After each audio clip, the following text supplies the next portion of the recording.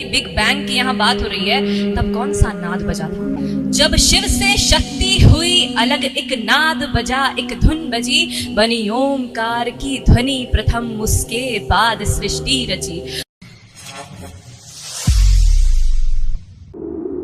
इस कविता का नाम है सात स्वर्ग। सात समावत यानी स्वर्गों का जिक्र कुरान में भी किया गया है और सात चक्रों का वेद पुराण में। जब ये चक्र खुलते हैं तो हर चक्र हमें एक अलग डायमेंशन, एक अलग लोक में लेकर जाता है। उन्हीं लोकों को स्वर्ग कहा है। ये सभी लोग अलग अलग डिवाइन पावर्स यानी देवी देवताओं के शासन में हैं।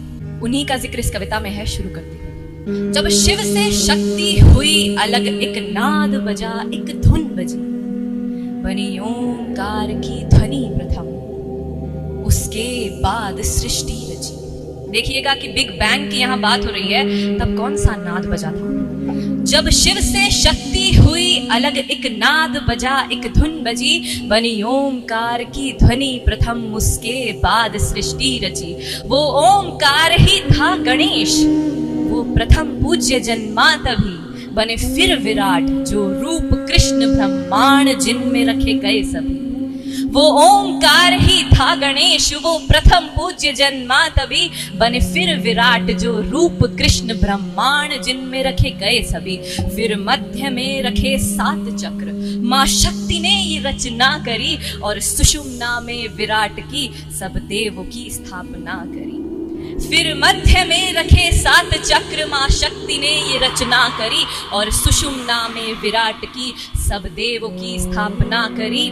मूल के आधार को सबसे पवित्र दिया देवता, जड़ में हमारे रख दिया मान गण का ईश वो गणपति। मूल के आधार को सबसे पवित्र दिया देवता, जड़ में हमारे रख दिया मान बालक स्वरूप का गणपति। बालक से फिर ऊपर उठा, विद्या का चक्र दिया तब घुमा, स्वयं के अधिष्ठान में बिठाए ब्रह्मा व सरस्वती। बालक से फिर ऊपर उठा, विद्या का चक्र दिया तब घुमा, स्वयं के अधिष्ठान में बिठाए ब्रह्मा व सरस्वती।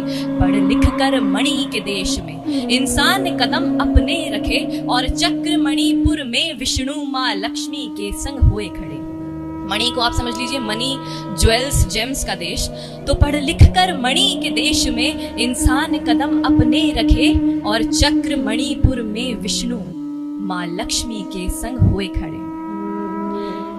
इस मोह माया की दुनिया में रहकर विवेक जब बढ़ गया, तो भव सागर आदि गुरु दत्तात्रेय का घर हुआ। फिर गुरु तत्व को कर प्राप्त जब सख्त बहुत माना,